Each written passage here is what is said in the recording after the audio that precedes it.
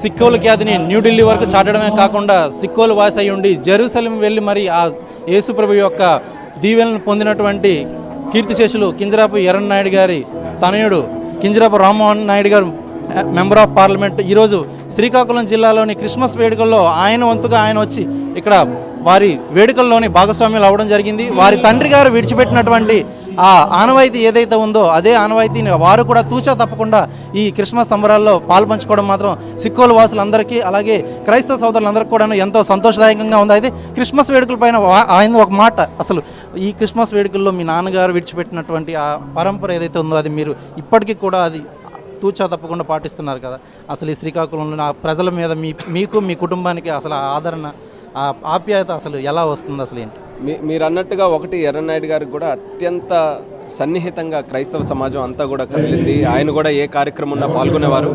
నా జీవితంలో కూడా నేను కూడా అమెరికాలో ఉన్నాను, చదువుకున్నప్పుడు చిన్నప్పుడు క్రిస్టియన్స్ టీచర్స్ మధ్యలో నేను చదువుకున్నాను కాబట్టి నాకు కూడా ప్రత్యేకమైనటువంటి అనుబంధం ఈ క్రిస్మస్ పండుగతో ఉంది.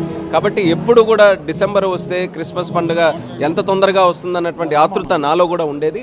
అటువంటిది ఈరోజు ఒక గౌరవప్రదమైనటువంటి ప్రజాప్రతినిధిగా ఉన్నాం కాబట్టి ఇలాంటి కార్యక్రమాల్లో పాల్గొనే అవకాశం కూడా దక్కింది. పెద్దలతో చర్చిల్లో క్రైస్తవ సమాజంతో ఈ యొక్క క్రిస్మస్ పండుగ జరుపుకోవడం నిజంగా చాలా ఆనందమైనటువంటి విషయం.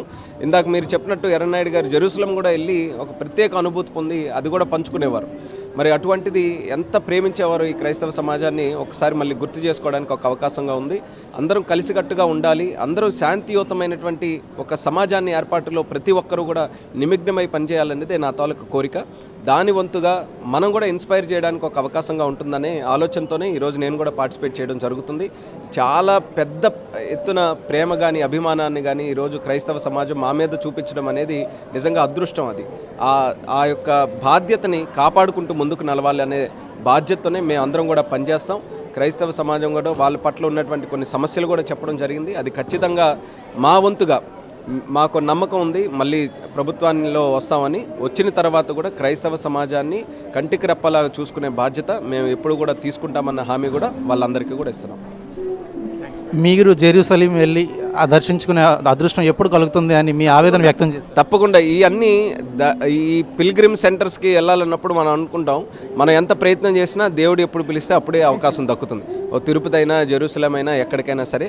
సో నా మనసులోనైతే ఉంది, ఖచ్చితంగా అతి త్వరలో జరుగుతుందని నేను కూడా ఆశిస్తాను. చివరిగా ఒక్క ప్రశ్న, మీ పార్టీ అధినేత చంద్రబాబు నాయుడు గారు కూడా మొన్న గుణదల మేరీమాత మందిరంకి వెళ్ళి వచ్చారు. అదే అడుగుజాడల్లోని మీ పార్టీ నాయకులందరూ కూడాను నిన్న గుండు శంకర్ గారు అయితేనేమి మీరైతేనేమి ఈ క్రిస్మస్ వేడుకల్లోని మీ వంతు సాయంగా పాస్టర్లకు మీరు ఒక గౌరవప్రధానమైనటువంటి పురస్కారాలను అయితే చేసుకుంటున్నారు కదా, దీని పట్ల మీ పార్టీ పట్ల మీరు అసలు ఏమంటారు? అంటే ఇదంతా ఒక నమ్మకం. సమాజంలో కొంత భాగం వాళ్ళు కూడా ఉన్నారు కాబట్టి వాళ్ళను కూడా అందరం కలుపుకొని వెళ్తున్నాం అనేటటువంటి ఫీలింగ్ వాళ్ళు కూడా క్రియేట్ చేయాలి.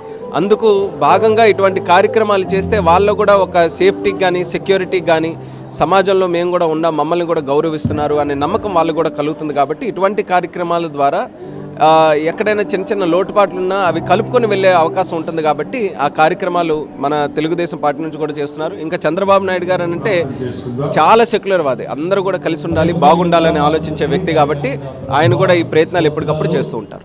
Thank you so much sir. చూసుకున్నట్లయితే కనుక క్రిస్మస్ వేడుకల్లోని తెదేపా నాయకులందరూ కూడాను పూర్తిగా వారి యొక్క సహాయ సహకారాలతో పాటు వారి యొక్క భక్తి శ్రద్ధలను కూడాను చర్చిలన్నింటిలో కూడా సందర్శించుకొని వారి యొక్క భక్తి శ్రద్ధలను చాటుకోవడం అయితే జరుగుతుంది. అయితే కింజరాపు రామ్మోహన్ నాయుడు మాత్రం ఆయనకి అసలు ఎప్పుడు జెరూసలేం వెళ్ళే అదృష్ట భాగ్యం దక్కుతుందా అని చెప్పి మాత్రం ఆయన ఆవేదనలో ఈరోజు శ్రీకాకుళం నడిబొడ్డు ఉన్నటువంటి చర్చిలోని ఆయన భాగస్వాములై కేక్ కటింగ్ చేసి క్రిస్టియన్ సోదరులందరికీ కూడాను క్రిస్మస్ శుభాకాంక్షలు తెలియజేయడం అయితే జరిగింది.